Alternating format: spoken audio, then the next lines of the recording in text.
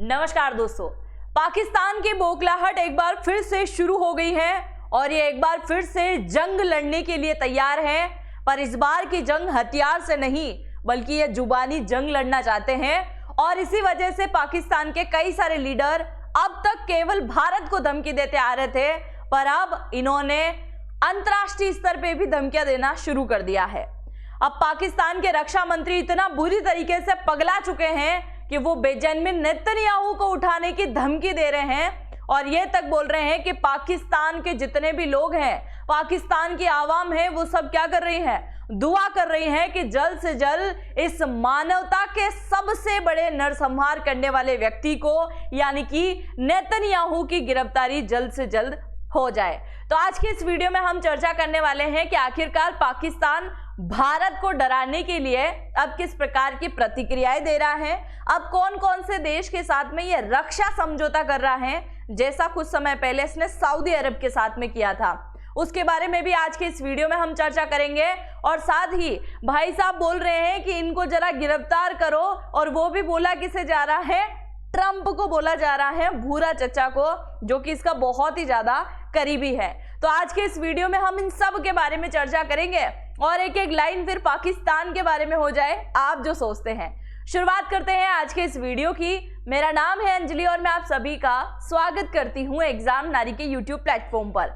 सबसे पहले आप जरा यहाँ पर देखिए, अभी हाल ही में कुछ घंटे पहले खबर निकल के आती है और खबर कुछ इस प्रकार की है कि पाकिस्तान के रक्षा मंत्री बोल रहे हैं कि अमेरिका नेतन्याहू को भी उसी प्रकार से गिरफ्तार करे या फिर उसकी किडनैपिंग करे या फिर उसे अंतर्राष्ट्रीय न्यायालय में पेश करने की कोशिश करे।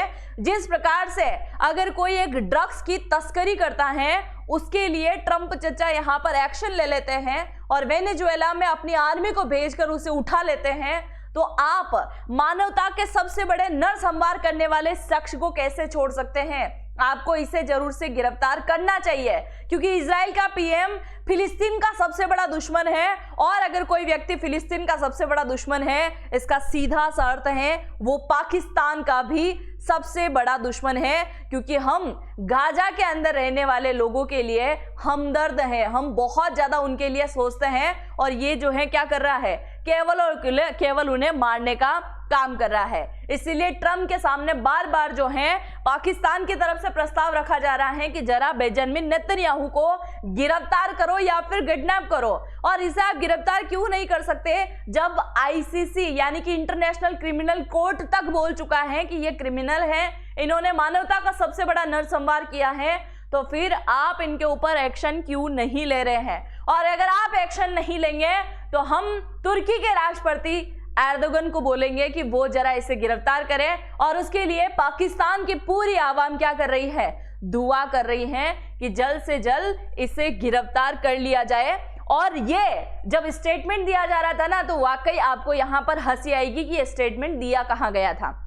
ये स्टेटमेंट दिया जा रहा था पाकिस्तान के रक्षा मंत्री ख्वाजा आसिफ अली की तरफ से और ये स्टेटमेंट दिया जा रहा था पाकिस्तान के एक न्यूज चैनल जिसका नाम है जियो टीवी। और यहाँ पर उनसे सवाल जवाब कर रहे थे हामिद मीर, जो कि जियो टीवी का एक एंकर है, उसकी तरफ से यहाँ पर सवाल जवाब किए जा रहे थे। और जब जब सवालों की संख्या यहाँ पर बढ़ती गई और ख्वाजा आसिफ अली की तरफ से भड़काऊ बयान लगातार आते गए तो भाई साहब डर गए। कौन? हामिद मीर। और इतना बुरी तरीके से डर गया कि उसने बोला कि भाई साहब इस शो को हम यही बंद करते हैं और लाइव टेलीकास्ट में आपको जो बोलना था आपने बोल दिया है, अब कम से कम ट्रंप के खिलाफ कुछ ना बोलो, क्योंकि वो इजराइल के खिलाफ यहाँ पर कोई कार्रवाई करे ना करे, पाकिस्तान के ऊपर कहीं बमबारी ना करवा दे, उसके ऊपर कहीं कार्रवाई ना करा दे। इसी वजह से एंकर ने बीच में ही शो को बंद कर दिया। और पर ये शो और ज्यादा चर्चा में इसलिए आ गया क्योंकि पूरी बातें यहाँ पर नहीं की गई, जितनी आधी अधूरी बात हुई थी उसमें एक बहुत बड़ी लाइन यहाँ पर बोली थी ख्वाजा आसिफ अली ने। पाकिस्तान का रक्षा मंत्री बोलता है कि अगर कोई व्यक्ति क्रिमिनल है, अगर वो कोई गुनाह करता है और उसके गुनाह में साथ देने वाला जो व्यक्ति होता है वो भी बहुत बड़ा अपराधी होता है। तो यहाँ जो बैठा हुआ एंकर था हामिद मीर, उसने बोला था आप सीधे सीधे ट्रंप चचा के बारे में बोलना चाह रहे हो क्या? तो इस पे क्लियर उनकी मुंह नहीं खुला है ना, उनकी जुबान नहीं हिली, पर क्लियर तरीके से यही कहा गया कि अगर इजराइल के पीएम के खिलाफ यहाँ पर बात हो रही है और उसका साथ देने वाला ट्रंप चचा है, तो इसका मतलब मानवता का दुश्मन, तो उसे भी कह दिया गया और इसी वजह से ये शो जो है बीच में ही रुक गया। साथ ही आगे वो गाजा की बात करते हुए कहते हैं कि गाजा को पूरी तरीके से खंडर बना दिया। आज इजराइल के पीएम में और पुतिन में ज्यादा कुछ फर्क नहीं है, ये भी कहा गया। पुतिन को वॉर क्रिमिनल बताया गया और वहीं इसे मानवता का सबसे बड़ा दुश्मन कहा गया, जिसकी वजह से आज पूरे सोशल मीडिया पर कुछ ज्यादा ही चर्चाएं हो रही है और खास करके अंतर्राष्ट्रीय स्तर पर बहुत लंबी चौड़ी चर्चा हो रही है इस पाकिस्तान को लेकर। इसलिए मुझे लगा कि ये खबर आपको सबसे पहले देनी चाहिए, क्योंकि पाकिस्तान के जितने भी लीडर हैं आए दिन भारत को धमकी देते आए हैं, अमेरिका में खड़े होकर वो भारत को धमकी देते आए हैं। शायद अब बुरा चचा जो ट्रंप है उसकी आंखें अब थोड़ी बहुत खुल जाए कि भाई ये केवल भारत के खिलाफ जहर नहीं उगलते हैं, ये तो ट्रंप के खिलाफ भी उगल सकते हैं, जिसको अभी नया अन्नदाता इन लोगों ने बनाया था। आगे देखिए, ख्वाजा आसिफ अली ने और भी स्टेटमेंट दिया है। आगे ये बोलता है कि पिछले 4000 और 5000 सालों में किसी भी समुदाय ने फिलिस्तीनियों के साथ वैसा व्यवहार नहीं किया जैसा इजराइल ने किया है। नेतन्याहू मानवता का सबसे बड़ा अपराधी है, दुनिया ने इसे इससे बड़ा अपराधी दुनिया ने देखा ही नहीं है, ये कहा है पाकिस्तान के आसिफ अली ने। और जैसे ही इन्होंने कहा है, अब आपके मन में सबसे बड़ा सवाल ये आना चाहिए कि पाकिस्तान तो अच्छा समर्थक बन रहा है इन दिनों, और पाकिस्तान का फील्ड मार्शल आसिफ मुनीर भी कुछ ज्यादा ही गोद में जाकर बैठा हुआ है ट्रंप चचा के, तो शायद ट्रंप यहाँ एक्शन ले सकता है कि नहीं ले सकता है, ये तो माइंड में आया होगा, क्योंकि आईसीसी यानी कि इंटरनेशनल क्रिमिनल कोर्ट भी उसे जो है क्रिमिनल मान चुकी है, तो ये एक्शन ले सकता है कि नहीं ले सकता है। तो यहाँ पे मैं आपको इस बात को भी क्लियर कर दूं, यहाँ ठीक वैसा ही है कि जैसे पुतिन को बोल दिया गया है आप जाके मोदी को गिरफ्तार करो, क्योंकि भारत और रशिया की दोस्ती काफी गहरी है, ठीक उसी प्रकार से ट्रंप और बेंजामिन नेतन्याहू की दोस्ती कुछ ज्यादा ही गहरी है। इसका एग्जाम्पल सीधा सा आप देख सकते हैं ईरान को लेकर। ईरान अभी क्या कर रहा था, न्यूक्लियर बना रहा था। ये बात किसे पता चली, अमेरिका को। अमेरिका ने वहां जाकर बमबारी कर दी, साथ ही ईरान के साथ में न्यूक्लियर डील भी कर रखी थी अमेरिका ने बोला था ईरान को कि भाई साहब आप न्यूक्लियर वगैरह मत बनाओ, परमाणु हथियारों को मत बनाओ, अगर आपके ऊपर कोई देश हमला करेगा परमाणु को लेकर तो उसमें सबसे बड़ा सहयोगी बनकर अमेरिका आपके साथ में आकर खड़ा हो जाएगा, वो परमाणु का जवाब परमाणु से देगा आपके लिए। पर जैसे ये बात पता चली कि ईरान जो है परमाणु किसके लिए बना रहा है, केवल इजराइल के लिए, और इजराइल को सेव करने के लिए पूरी तरीके से इसके साथ जो डील कर रखी थी उस डील को भी अमेरिका ने तोड़ दिया। तीसरा, अगर हम बात करें कि पूरे मिडिल ईस्ट की और खास करके खाड़ी देशों की, जहां पर जितने भी देश हैं वो सारे के सारे इस्लामिक कंट्री हैं, और उन इस्लामिक कंट्री के बीच फंसा हुआ है एक देश छोटा सा ईरान, माफ कीजिएगा इजराइल, जिसमें है बेंजामिन नेतन्याहू, और इसका सपोर्ट बहुत ज्यादा करता है क्योंकि यहीं पर अमेरिकी दूतावास है और यहीं पर अमेरिका का सैन्य अड्डा भी मौजूद है, जो कि मिडिल ईस्ट में सबसे ज्यादा विश्वास पात्र है। तो ये तो पॉसिबिलिटी है ही नहीं। हाँ, एक बार के लिए पॉसिबिलिटी हो सकती थी कि उस समय अगर आप ट्रंप को बोलते कि इसको जरा गिरफ्तार करवा दो, तो वो करवा सकता था। कब? जब जो बिडेन जो है वो अमेरिका का राष्ट्रपति बना, और जब वो अमेरिका का राष्ट्रपति बना तो इधर नेतन्याहू ने बधाई दे दी, और जैसे इसने बधाई दी तो ट्रंप चचा ने बोला गलत बात है, आप तो मेरे सहयोगी हो, उनको बधाई कैसे दे सकते हो। तो वो एक बार ट्रंप नाराज हुआ था, तब शायद पाकिस्तान का नंबर लग सकता था कि चलो ठीक है हम आज ट्रंप के करीबी बन जाते हैं, पर वो दौर तो अब निकल ही चुका है। इसके अलावा अंतर्राष्ट्रीय कानून की अगर हम बात करें तो अंतर्राष्ट्रीय कानून बोलता है कि अगर उस इंसान को गिरफ्तार करना है, यानी कि बेंजामिन नेतन्याहू को गिरफ्तार करना है, तो उन्हें इजराइल को छोड़ना होगा और किसी और देश की सरजमी पर कदम रखना होगा, तब जाके वो गिरफ्तार हो सकते हैं। अब भारत तो उनका करीबी है, अगर वो भारत आते हैं तो भारत तो कभी गिरफ्तार नहीं करने देगा।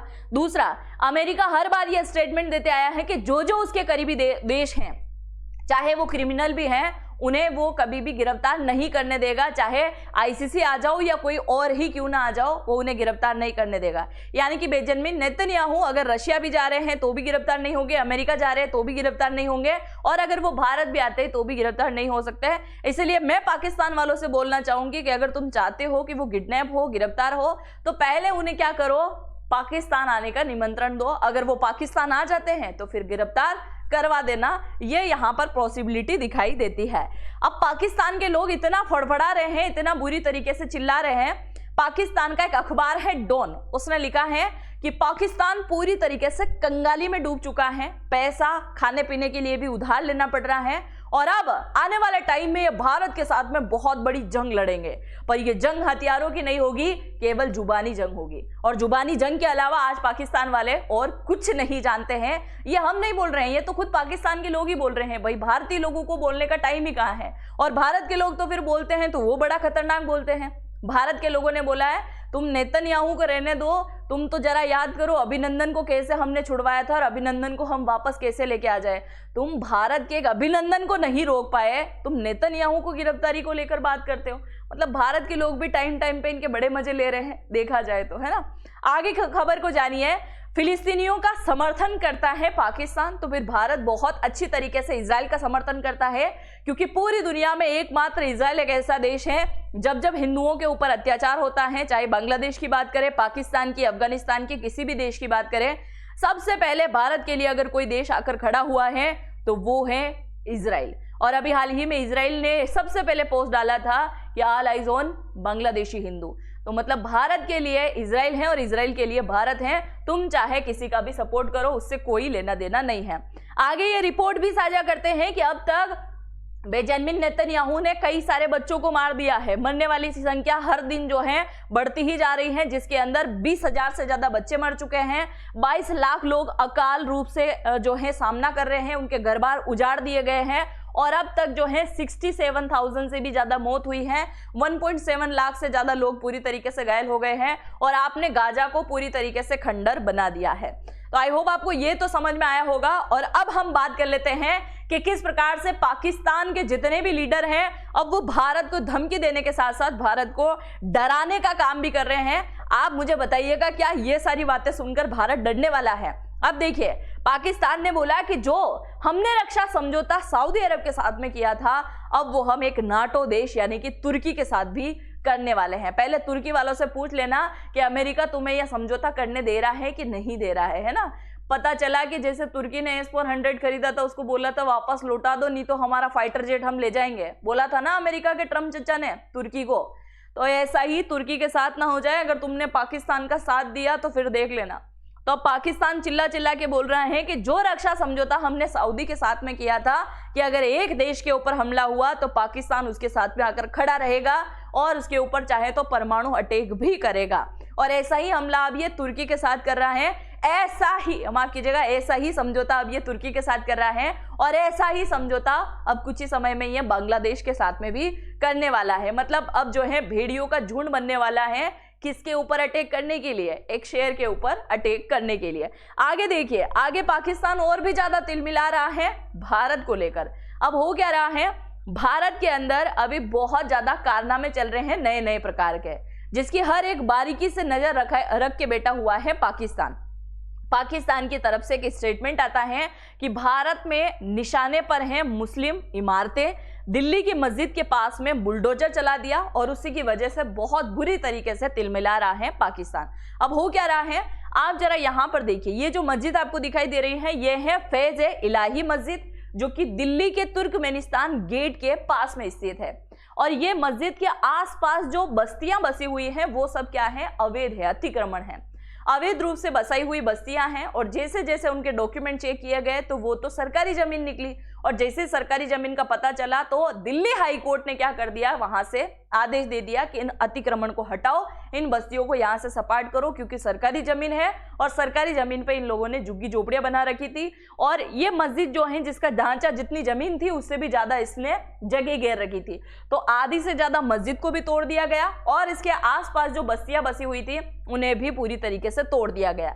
जैसे इसे तोड़ा गया तो पाकिस्तान को बड़ा गुस्सा आया। पाकिस्तान ने बोला कि भारत इन दिनों केवल और केवल मुसलमानों को टारगेट करने में लगा हुआ है, मुस्लिम विरासत जितनी भी है उन्हें पूरी तरीके से अस्त व्यस्त करने में लगा हुआ है और अतिक्रमण के नाम पर ये केवल मस्जिदों को निशाना बनाने का काम कर रहे हैं। ये स्टेटमेंट दिया गया है किसकी तरफ से? पाकिस्तान की तरफ से ये स्टेटमेंट आता है। तो आप मुझे जरा बताइए कि भारत में अगर भारत सरकार किसी प्रकार का एक्शन ले रही है, अगर वो अतिक्रमण में है, तो क्या वो हम पाकिस्तान से पूछकर तोड़ेंगे? अगर पाकिस्तान वालों को इतनी ज्यादा फिक्र है तो जरा उसका स्टेटमेंट भी दें कि पहले पाकिस्तान के अंदर कितने हिंदू मंदिर हुआ करते थे, उन्हें क्यों तोड़ दिया गया, किस आधार पर तोड़ दिया गया, उसका स्टेटमेंट भी जरा दुनिया के सामने पेश करें। आप जो भी सोचते हैं इस पाकिस्तान को लेकर, मुझे जरूर से अपनी राय को कमेंट सेक्शन में लिखिएगा। और जिस प्रकार से पुतिन को वॉर क्रिमिनल कहा गया है, कल से भारत के पीएम को लेकर भी स्टेटमेंट देगा। हालांकि इससे होता कुछ नहीं है, अमेरिका ने तो इसकी तरफ देख के एक्शन लेना भी नहीं समझा, ना कोई रिएक्ट कर रहा है कि बोलने वाले बोलते रहेंगे। आप समझ चुके होंगे इस बात को अच्छे से। तो ना तो इसके ऊपर इजराइल कोई एक्शन दे रहा है, ना अमेरिका कोई एक्शन दे रहा है। बाकी इनको जो बोलना था ये बोल चुके हैं। आप क्या सोचते हैं इस पाकिस्तान के ख्वाजा आसिफ को लेकर, मुझे जरूर से कमेंट सेक्शन में लिखिएगा। और चैनल पर अगर पहली बार आए हैं तो सब्सक्राइब करना बिल्कुल भी मत भूलिएगा। हम मिलते हैं नेक्स्ट वीडियो में, तब तक के लिए जय हिंद, जय भारत।